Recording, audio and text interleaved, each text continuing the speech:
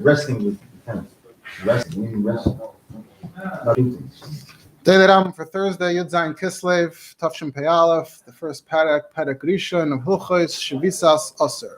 So after we concluded Hilchos Shabbos and Hilchos Erevin, so we're making progress. We're going further in Sefer Zmanim, like the Rambam said in the beginning of Mishnah Torah, Echol boy hamitzvos shehem bezmanim yeduim, goin Shabbos u'moyados. So those are the two categories in Sefer Zmanim, Shabbos and Yom Tov, and now we're up to Yom Tov. And the order in the rest of Sefer Zmanim is first Shvisas Asor about Yom Kippur, then Shvisas Yom Tov about Yom Tov in general, then Chometz Matzah about Pesach, Shefer Sukkot and Rosh Hashanah and Sukkos, Shkalim, with whichever dates relate to Shkalim, and then we have Kiddush HaChodesh, which is about the calendar in general, and then Tinius, and then at the end, Megillah, which is Purim and Chanukah. So we have another 59 prakim. Why does he use an unusual title? How come he doesn't say Hilchos Yom Kippur? Why Shvisas Asor? Good question. I mean, he's framing it around Shvisa, resting. Yeah, the resting of the 10th. That's what it means literally. But what I'm saying, why that unusual title? Why not just say the Chatchila, Yom Kippur? As it happens, there are separate halachas of Yom Kippur in the Rambam later when it comes to Karbanos. Okay. So in Mishnayos, it's Mesechus Yuma. It includes both aspects. Okay. Most of Mesechus Yuma, of course, is the Beis Hamikdash. The last parak is this. Here the Rambam split it. So the Shvisas Asor and Avodas Yom Kippur. Okay. How many prakim did he say it has? Shvisas Asor or the Shvisas Asor is 3 prakim. So what did you say 11 plus prakim? I said we have another 59 prakim of Zmanim, of all the rest of the Yom Tovim and all of that. And before we begin, I want to share a sikha of the Rebbe. Look at the sikhas Chedek Lamed Beis. The Rebbe deals with the question of the Seder, the order of the halachas in Sefer Zmanim, which are not in the same order that you find in the Mishnayos. In Mishnayos, it does start with Shabbos Erevin, but what's after Shabbos Erevin and Mishnayos? Then you have Psachim. Psachim, Shkalim, Yuma. And here we have first we have Yom Kippur now, and then we're going to have Shvisas Yom Tov, which is like Beitza, and then we're going to have Chometz Matzah, which is like Psachim. So why did the Rambam change the order? Now, in fact, the Rambam actually in his Pirush on Mishnayos, one of the things the Rambam does in his Pirush is he explains the order of the Mishnayos, the Mesechus of Mishnayos. What does the Rambam explain there? The Rambam explains that it's following the order of the Parshias in the Torah, that you have Shabbos, then Pesach, etc. But here the Rambam is abandoning that very order that he explained. Right after Shabbos and Erevin, we have Yom Kippur, Yuma. Now the Magen Mishnah, what the Rambam does in his Pirush to Mishnah is the Magen Mishnah in his Pirush does to the Rambam. One of the things the Magen Mishnah does is that in the Akdama to the Sefer, he goes through the Seder of all the halachas in Sefer Zmanim, and he's mevayer the Seder. He tries to, just like what the Rambam did in Mishnah, he tries to propose a reason for the order. And in fact, he also writes a summary of each parak, and he even explains before each halachas an explanation for the order of the prakim. So the Rebbe in the Sikha quotes the Magen Mishnah Bekitzer. How does the Magen Mishnah explain the order here in Sefer Zmanim? So he says the Magen Mishnah said they started with Hilchos Shabbos because first of all, Mitzvah Shabbos is in the Luchos. It's the biggest one. It has a lot of pirsum. And it's more chamor. You have the skila, and Shabbos is also very often, so it's tadir. And the reason for Shabbos is chidush ha'olam, to remind us that Hashem created the world, and it's a very big, important foundation of Yiddishkeit. So that's why Shabbos is first, and Erevin comes next because it's a continuation of Shabbos. And then Shvisas Asor. Why does Yom Kippur come next according to the Magen Mishnah? Because it's more chamor than all the other Yom Tovim, and it's a Yom of Kapara. And the Isser of the Malacha is equal to the Isser of Shabbos, as we're going to learn in this Perek. So it makes sense that Yom Kippur should be right after Shabbos. It's continuing on a similar theme. And then Shvisas Yom Tov, he explains, it includes all the Yom Tovim in a sense. It's what all the Yom Tovim have in common. So we should talk about what they all have in common first. That's then we get into the specifics of each particular Yom Tov. And then Chometz Matzah, so Pesach is the first. So then Chometz Matzah comes first, etc. That's how the Magen Mishnah explains the order. But the Rebbe doesn't want to accept that so easily. Still, why not? The Torah has an order, Mishnayos has an order. Why is that a reason enough to change the order? Also, the Rebbe points out, if you look in the list of mitzvahs in the beginning of Mishnah Torah, the list of all the mitzvahs in one shot, the order is Shabbos, Pesach. The Rambam follows the order of the Torah. So why are we changing here? So the Rebbe explains it like this, like a lamdish vart. The Rebbe says, when you have a mitzvah that is only limited to a specific time, so there's really two aspects here. There's the way the mitzvah is linked to the time, that this is the time and this is the mitzvah of that time. And then there's the way the mitzvah is linked to the person. This is the chiyuv on the person.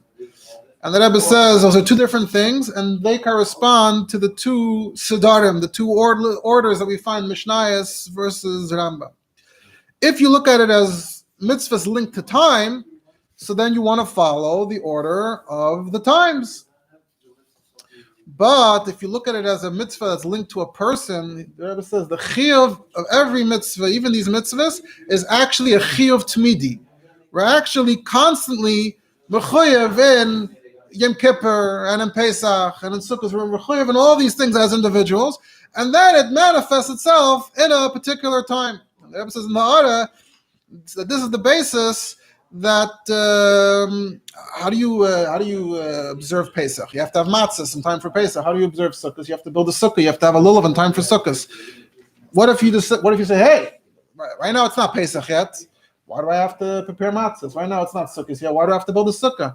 When the chiyuv comes, then I'll be mechuyev. Oh, the chiyuv came. Oh, now it's too late. Now I can't make matzahs. Now, what's the mechanism that requires us to take care of all these mitzvahs, all these yom tovim in advance? It's this. You're really always mechuyev. So even before the zman of Pesach comes, you're already mechuyev to make sure that you can be mekayim the mitzvah.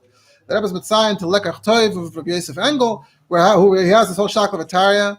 If the chiyuv of a mitzvah that is during a certain time is really all year round, and the Yosef Engel says over there that even if you want to tie in that the chiyuv is only zman a mitzvah, but still you have to say that if you have one lulav before Sukkot, and you know that this is going to be your only lulav on Sukkot, and you go ahead and you burn the lulav before Sukkot, you have to say that you're considered a mevatel asay min ha-Torah, because you know you're not going to be able to be mekayim the mitzvah. Today is a weekday, and I'm burning a lulav on a weekday. What am I doing wrong? No, there's still some connection to the days before Yom Tov. Anyway, so that the Rebbe is saying that every mitzvah is essentially a chiyuv tamidi, and in that case, that will explain the order of the halachas in the Rambam, right? So Rebbe says parashas in the Torah. The Torah talks about times. The Torah frames all the psukim around the times. Elam Moyad Hashem, times. These are the dates. So these are special days.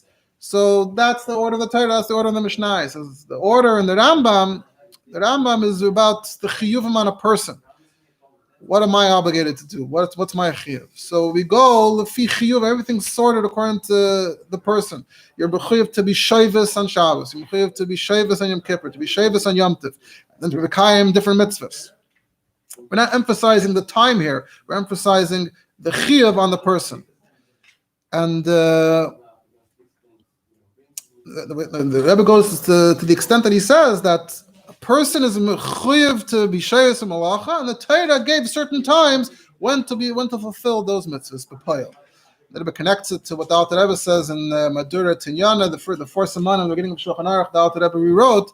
The Alter Rebbe talks over there about how does Shabbos work? What time is it Shabbos Lamaila? If there's different times in different places. So the way the Alter Rebbe actually explains it in the Shulchan Aruch, in the words a bit of Kabbalah Chassidus, he says that what happens Lamaila is Lamaila together Hamakim B'Hazman, and it's Meir Lamata B'Chol Makim D'Zman Haroiloi. So the Rebbe wants to link that to this idea where the chiyuv is also Lamaila Min Hazman, and then it manifests itself in particular times. So it says, therefore, the order is not Lefi Seder Hazmanim, but Lefi, we rank the chiyuvim. So that's where the Maggid Mishnah's explanation comes in. The chiyuv of Yom Kippur is a more senior chiyuv than the chiyuv of the Shvisas of Yom Kippur is more severe, is more strict than the Shvisas of Yom Tov. So it ranks higher. So if we're just looking at chiyuvim, then, and if we're ignoring the zmanim aspect, we're looking at the chiyuvim aspect, then the Maggid Mishnah's explanation makes sense that we're ranking each thing according to its inherent significance, how chashuv it is. That's how the Rebbe is. Masber, the Rebbe goes on to explain more. Ayin Shem. Let's begin the Rambam. Hilchos Shvisas Asor Yesh B'Cholon Arba Mitzvahs. It includes 4. Shtei mitzvahs asay, shtei mitzvahs leis asay, 2 positive, 2 negative. We'll see their pairs. V'zeu Prat and Aleph. Lishvas by Malacha, positive commandment to rest. Beis Shaloi Lasas by Malacha. The negative, not to do work. Gimel, positive is honest by to refrain from eating, as we shall see. And Dalit Shaloi Lacha V'Lishtois by the negative commandment to not eat and drink. And we shall explain all of these mitzvahs and these prakim. If you're fasting, why do you have to say not to eat and drink? It's just in terms of mitzvahs asay, mitzvahs leis asay, that we can say, oh, you're over on an asay, you're over on a leis asay. But yeah, in this case, it's actually a little more interesting because it's literally exactly the same thing. That by the being misana, you're not. Yeah. So halacha aleph. So we'll start with the first 2 mitzvahs. So there's a positive commandment to rest, to refrain from work on the 10th day of the 7th month, which is Tishrei, Shenema, Shabbos, Shabbosin, Hulachem. And we know Shabbos, Shabbosin, a day of rest. And if you did malacha, bita mitzvah say. So first of all, you didn't keep this mitzvah. And you also transgressed the negative commandment. Shenemar, uba Asor, skipping ahead in the pasuk, kol malacha lo yisasu. On the 10th day, you don't do malacha. That's a negative. And what happens if you do? If you did it on purpose, chayev kares, you get kares. As Rambam is going to explain in the next halacha. Also b'shkaga, and if it was by accident, chayev carbon chatos kavua, you're chayev carbon chatos, and specifically the kind where it's always the same carbon, it doesn't change based on your financial status. Halacha beis. Now, what is Asor? What are we calling a malacha on Yom Kippur? You know, is different than Shabbos. So the Rambam says, "Kol malacha beis kol malacha shechayaven al zayna b'Shabbos skila chayaven al zayna b'Asor kares." So any malacha, 39, everything. If you're chayav skila for doing it on purpose on Shabbos, so it works exactly the same on Yom Kippur. Just instead of skila, you get kares. We don't put you to death, but Hashem cuts off the soul. That's only if Yom Kippur falls out during the week, or even if it falls out on Shabbos. Good question. Does not get addressed in this Perek. I would want to double check before answering. And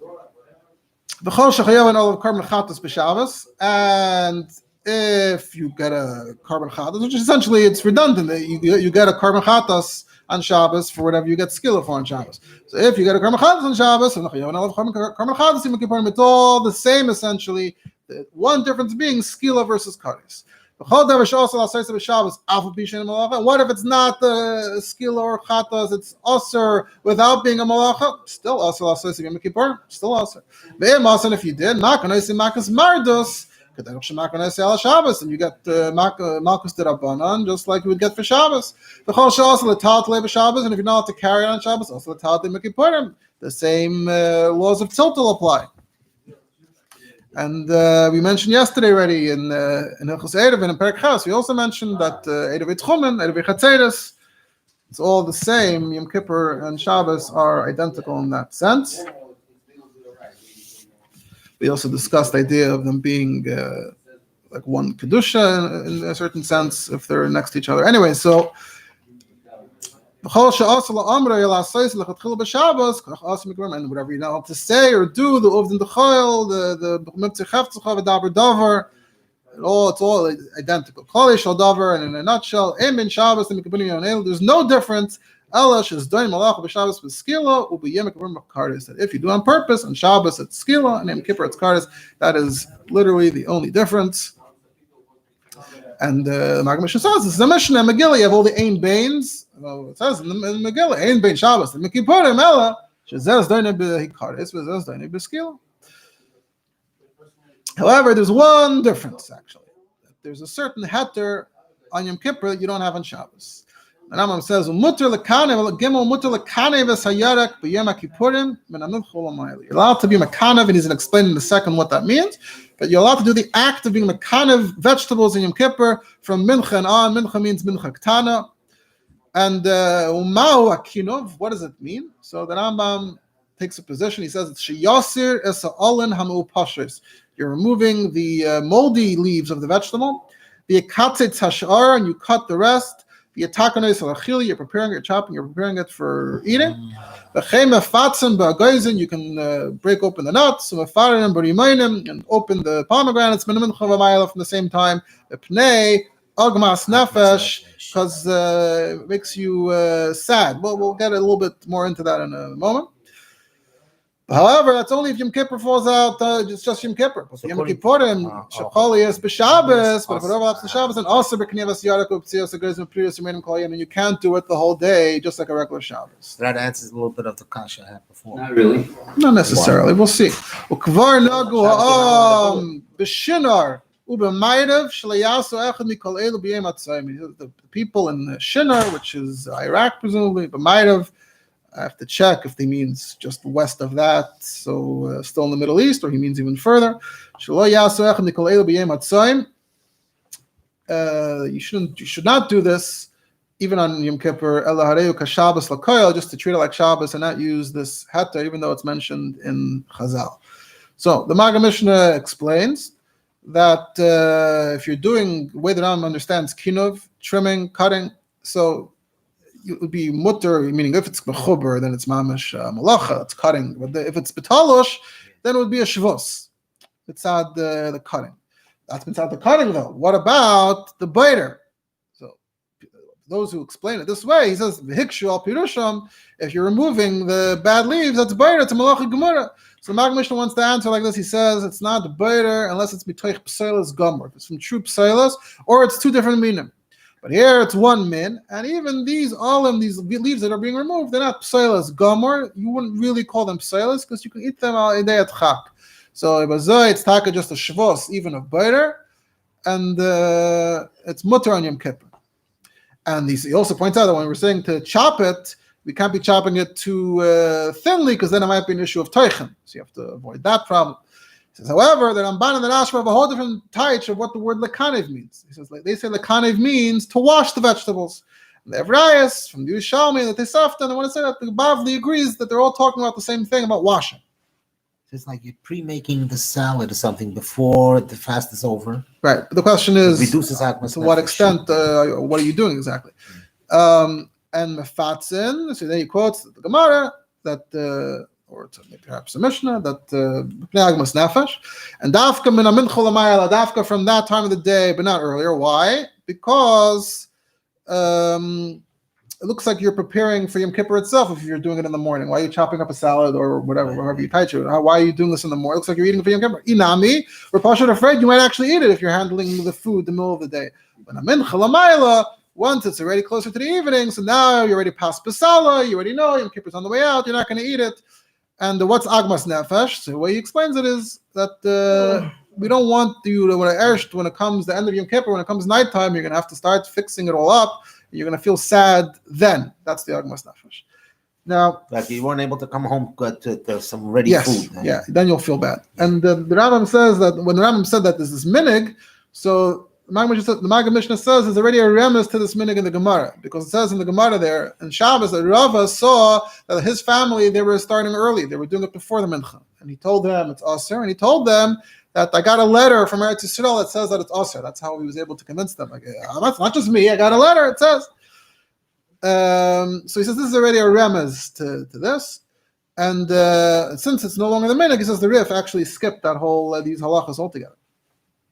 Rambam brought it and said that there's a minute. If you look at the Alter Rebbe Shulchan Aruch in Hilchos Yom Kippur, Siman Tavri Shir Aleph, the way the Alter Rebbe writes it is like this: the Rameh called Lekan of Yerek. How does Alter Rebbe touch Lekan of Yerek? The Alter Rebbe says it's to separate the leaves from the stalk. So you're separating them, so now they'll be easier to cut later on, and to wash it so you can cook them right away in the evening. So it sounds like he's not going with the Rambam's taich of actual cutting and separating in the sense that you're taking the good ones from the bad ones.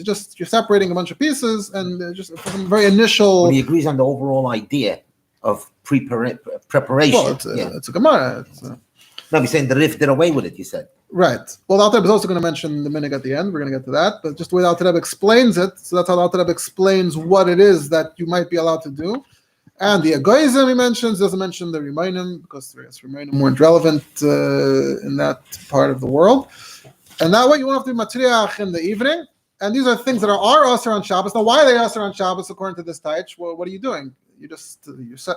The whole problem is that you're being tereach and you're preparing from Shabbos for the weekday, because you're just like on Shabbos, you can't prepare food for Matzah Shabbos, and here it's Yom Kippur, you're preparing food for Matzah Yom Kippur. So that's the problem, and the heter is the way the Alter Rebbe phrases it is very interesting. Mishum pikuach nefesh. So you shouldn't have to be tereach in the evening before you eat, and you'll have agmas nefesh ba'anois nafshoi ba'asiyas dvarim elu kishehu me'una. Interesting wording, the way the Alter Rebbe says it with the words pikuach nefesh in there. And then the Alter Rebbe adds, this is only if it falls out on a weekday, but not on Shabbos. Why? Gzeira shema yasakein b'shar Shabbos hashana. Not because Shabbos is more chamor, but if we let you do it on Yom Kippur shechol yes b'Shabbos, then you might come to do it every Shabbos. You'll do every Shabbos to prepare for Matzah Shabbos. You won't realize anymore that it was a special din of Yom Kippur. That's the reason. And then Halacha Zayin, Alter Rebbe says, even in Yom Kippur, it would only be Min HaMincha L'mayla, because then we're not concerned you'll forget that it's Yom Kippur, you're going to eat it. That's the reason Alter Rebbe goes with, because it's almost near Tzeis, so it's pas b'salad, but before Mincha, you might forget and eat. And then Halacha Ches, Alter Rebbe says, Achshav Nogu Kol Yisrael lesser, so it's mamash a minig. The way that Rambam wrote it wasn't as strong. He didn't say the word lesser. Alter Rebbe says, Nogu lesser. Who adin any other preparation? So you can't do any preparation of your meal from Matzah Yom Kippur on Yom Kippur afternoon, because the Fisher B'Deidas Acharayim, they started being the kalkul and hurrying to do it earlier in the day. So the Ramachmer, they said even after Mincha. And then the Alter Rebbe adds over the Ramemurim actually preparing food, but to touch the food, you're allowed to touch food the whole day, and the Alter Rebbe explains the whole explanation. It's not like chametz, where you're not to even touch it on Pesach. Because on Pesach, you're eating other things. You might forget the Isser of chametz, and you'll eat what you're touching. Because you're not muvdal from eating. Mashenk in Yom Kippur, you are muvdal from eating. So we're not chayshish, you'll touch it and eat it. Unless you're actually preparing the food. Then we said earlier, we are chayshish in the morning that you'll come to eat it. But touching it, you can touch it even in the morning. And that's why you're allowed to feed your kids food. Otherwise, how would you feed your kids food? As even though the kids aren't able to take it on their own without the adults helping them, you're still allowed to feed them. Yeah. And if the kid can't even eat without preparing the food, then you're allowed to prepare it. You're preparing it for Yom Kippur itself, because the child needs it right now. So that preparation you are allowed to do on Yom Kippur, just like on Shabbos. Yeah. And Alter mentions that the children, what toys did they have already? They used to play with the nut, and that itself you have to play on the table. Ayin Simon Shalamet Ches, they're allowed to play with the food, even though nuts is food, they're allowed to play with it, and you don't have to be Meicha even before Mincha. Halacha Dalet. Now moving on to the other two mitzvahs. So those three halachas were on Shvisa and not doing Malacha. Now we're moving on to Inui and not eating. Halacha Dalet. Mitzvahs asay acheretz yesh b'yom kippur. There's another mitzvah asay, a positive one. B'lishbis boy me'achilu shti, and that is to refrain from eating and drinking. Shenam ta'anus nafshei seichem. So you were supposed to deprive our nefashos. What does that mean? Mipia shmua lamdu. So mipia shmua presumably means Torah Sheba'al Peh. We learned inu, but clearly this is still a mitzvah deiraisa. Inu shehu la nefesh zehat tzayim. What is inu of nefesh? Fasting. So nefesh here apparently means a person who has a body, but he's conscious. So by not eating, so he consciously feels like he's being deprived. Some kind of combination like that. So if you go out and fast, so you fulfill this positive commandment. But if you eat and drink, then you didn't weren't kind the mitzvah. And you transgress the negative. If you don't fast, if you don't deprive yourself, then you'll get cursed. So this is technically not a leisase. This is just a punishment. And we already learned, you may recall from Hilchos that you really need both. You need to have a statement in the Torah saying don't do it, and a statement telling you what the punishment is. So the Rambam says, since we see the Torah is giving Kaddish, so we can infer from that there must be a leisase. So from here we see, first of all, that the Rambam holds that even for Kares, you need an Azhara. And before I should talk about that, meaning that just the Einish of Kares, you also have to phrase, where's the Azhara? And also the Rambam is saying, in this case, you can understand the Azhara, we can understand the Leisase from the fact that it is a Kares. Yeah. So David is not. If you have to bring in a hasra, that means it requires another human being. So David is not really between you and God. It's not the. Well, first of all, we're not mentioning Asra here because it's just Kares. I mean, I guess maybe to be amazed, you still need Asra. I'm not sure, but we're not doing anything to him. But Kares, there's nothing from Bezdin, but Kares is from Minashemayim. Yeah. So why do you need somebody from the outside to warn you that? We didn't mention whether Asra is relevant in cases of Kares or not. It's not something that I'm explicit. He's just saying there is an Azhara from the Torah of the punishment of the person Kares. has to be warned. The Torah is warning. The Torah is warned, not necessarily somebody warned. We're saying when the Torah gives a punishment and a warning. So the Rambam said, from the fact that there's a punishment, we learn that there's a leisase here. Even though the pasuk is not phrased as a leisase. Anytime that the Torah phrases it in such a way, that automatically creates a leisase. So you don't have to ask where's the negative, where's the loy? Where does it say loy soichal? It says automatically. Yeah. And if you eat and drink by accident, again, so for this as well, you would also need to bring a carbon chatas, just like with the malacha, same for the eating and the drinking. So we only mentioned eating and drinking. We didn't mention the additional inuyim. Nakum salacha hey with more inuyim. V'chein lamadnu mipi hashmua. Again, Torah Shabbat Peh. She'asir l'rchitzba, to wash, or lasuch, anoint oneself, oil is a sandal, wear shoes, or live oil, relations. Mitzvah lishbeis mikol elu kaderech sheshavis ma'achil u'shtiya, and the mitzvah would be to refrain from all of these, just like the eating and the drinking. Shenamar, and it's a drasha here, Shabbos Shabbosayin. We darshan Shabbos l'inyan malacha. That covers the malacha. Shabbosayin, what's not adding l'inyanim elu, which is interesting because Shabbos Shabbosayin is talking about malacha. We're trying to expand the inuyim, but we're darshaning it from the pasuk of malacha. Ein chayav and kares a carbon ela al achila, but the kares and the carbon are only for the inuyim we said before. Avlam racha tzisach ein alei ba, but if you did these others, you don't get kares or carbon. Just makan oisi makas mardus, just makas malkus derabana. What did you explain a couple talking about? I don't remember recently. The problem of people, the need for shoes. You explained it. A human being needs a shoe. Right. We're talking about like a hitzah, which shoe, what you're allowed to wear on Shabbos, and the ones with the nails, not, and things like that. Right.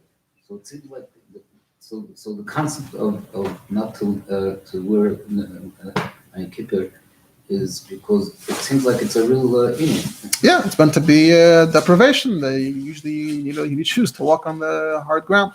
So the Maggid Mishnah says that based on the way that Rambam phrases it here in this halacha, so what we're saying is that it's not a special mitzvah of the Torah, otherwise it would be added to the list of mitzvahs. And it's not included in this anis either, because look where the Rambam brought it from. The Rambam brought it from Shabbos Shabbosayin. So the Rambam said it's Mipi Hashmua, and we have to say that it's a different seifrim. It's Taka Midrabanan, according to the Rambam. Because it's its own category, and that's the Rambam says that's the Rambam's opinion on Sefer HaMitzvahs, and this is a long topic. I'm just telling you and pointing out what his opinion is, and you can look into it further if you want. The Kesef Mishnah says this is a whole topic. So first he quotes the Rosh. The Kesef Mishnah quotes the Rosh, who writes B'Shem B'Bali HaTosfos, that even though the Gemara has psukim for these inuyim, it's only an asmachta, and it's not really midiraisa, and the Rosh brought rayas. Because that's why we're makel. There's machlekes or lezer chachamim. If the melech and the kala could wash their face, and a chaya, someone who gave birth, she could put on a shoe. Lezer says yeah, chachamim say no. It's as if chachamim are saying no, must mean there's no sakana. So why is Rabbi Lezer saying yes? If it's midiraisa, then how did he say yes? So Muslim zagen that it's midrabanan. They're just arguing whether midrabanan they were matter in these cases or not. Also it says in the Gemara that someone has bruises on his head, he could be sach. And he doesn't have to be chayshish. And if someone is dirty, he can wash himself and he's not chayshish. If it's deraisa, why are we being mekel? So Muslim zagan is derabanan. The Ran, however, he has kashas on this, and he ties that it's all midiraisa. And elamai, because they're not clearly part of Inoi. Inoi, it says clearly in the Torah, but since they're not included in Inoi, as we said, it comes from Shabbosain, from this other Riboy. So that's why they're very kal, the big kula. Umasram is a key phrase, famous. Umasram akasav lachachamim. The Torah handed it over to the Chachamim to determine how to apply. So it's a deraisa, but Chachamim are defining the guidelines, and they could be makel according to how they feel, how they see fit. And therefore, they were matir if it's not lis anig. So if there's your hands are dirty, certain reasons. If it's not for tainug, they were able to be matir in these particular inuyim. And he says that's even the Rambam's opinion. He holds that the Ram also holds it's deraisa. So let's say a person's hands are clean. So with the Rabban, you shouldn't wash it, but you're allowed to. But when your hands are clean, it's a deraisa. Yep, that's what we're saying. If you look in the Alter Rebbe Shulchan Aruch, they're in Siman Tavi Shud Aleph. So the way the Alter Rebbe says that there is what are things that are Asor. So he mentions altogether malacha plus achila, shtia, and the rest. But there's only kares for malacha, eating and drinking, because it says v'chol nefesh shvisas kol malacha ba'avadati. So that's kares for malacha, and it says kichol nefesh shlois su'una v'nichasa. So that's kares for inui. And what's inui? Inui is only eating and drinking, because it says vaya'anacha vayarivecha. So we see that inui is synonymous with starving, and drinking is included in eating. But all the rest, even though they're sometimes called inui, which is the Chachamim's drasha, but stam inui is generally just eating and drinking. And since they're called inui sometimes, that's why they're Asor, and it says Shabbos Shabbosain, and we learn out from Shabbos Shabbosain, but it's not included in the inui of V'nichasa. And then the Alter Rebbe says this lashon of the Ram, the Isser Dvarim Elu Masara Kasav LaChachamim, and they were makel a number of kulas as they saw fit. Halacha Vav Tesefes Kashem Shvais B'Malacha Boy Ben Bayim Ben Malayla Kach Shvais Shaliinoi Ben Bayim Ben Malayla. Just like refraining from work is both by day and by night, so refraining from eating, the inuyim is by day and by night. So 24 hours. But tzarich lahaisef mechail ala kodesh b'knisasu b'tziyas. Well, probably automatically it's already 25, and then you have to add in addition to the 25. You have to add additional from chayil to kodesh, both in the beginning and at the end. Shnemar v'nisim esav shesechem b'tisha ala kodesh be'erev. So it says you should be do inuy on the 9th. The evening means kolem haschal atzum lis anis mi erev tisha. On the 9th, but as it's approaching the 10th, that's when you should start early. That's how you know the Knisa.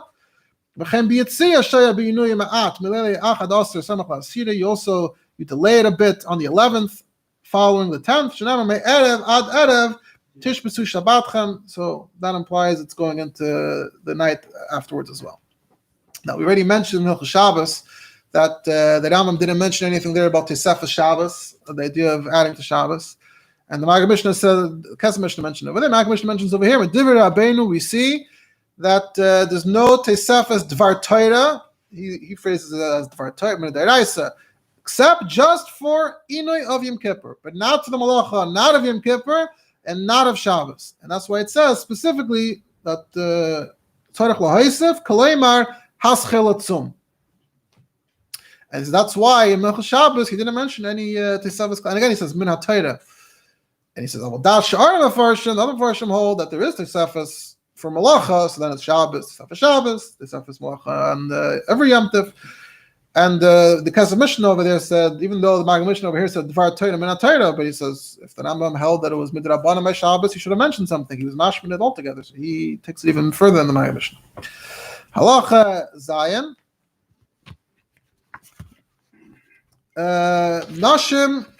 Women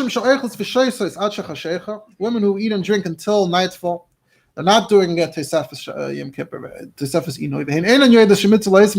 They don't know about this idea of adding. We don't scream at them because they're just going to ignore. And once you told them, now they're doing it amazing. Why are they going to do it amazing? But you can have a policeman in your house to warn the wives. Here's the famous line: rather they do it b'shegeg than doing it b'mezid. I want to comment a bit on this before we conclude. So the Maggid Mishnah says, we have this in, I think it's the Gemara Beitza, that Tesefus Yom Kippur is Deiraisa. What about the women that are eating? And we don't tell them anything. The Gemara says, Mutav Shishay when Yom is eating the Gemara Beitza. And Rambam says, When are they eating? When are they eating?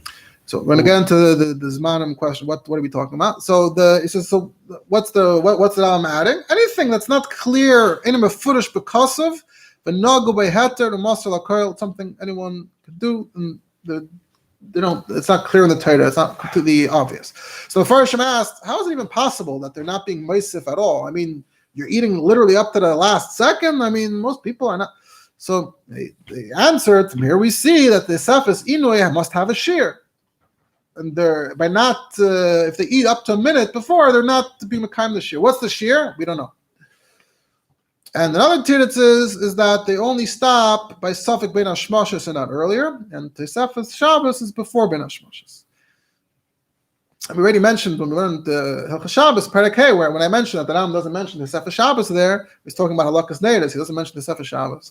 So I mentioned that the Alter Rebbe in the Seder Hachnas Shabbos in the Siddur, when he gets into the Zmanim of Shabbos and Tzeis and Shkir, so the Alter Rebbe gets into the whole Mutav Shishayim Vayim Yizidin question there. And the Alter Rebbe says is that in the winter when they're they're missing the Zman, you have to tell them it's an Isser Gomer Shel Torah, not to light too late. But if he says they're not going to listen, don't tell them Mutav Shishayim Vayim Yizidin K'd Isser Gemara Gaber Tesefes Yom Kippurim, referring back to here.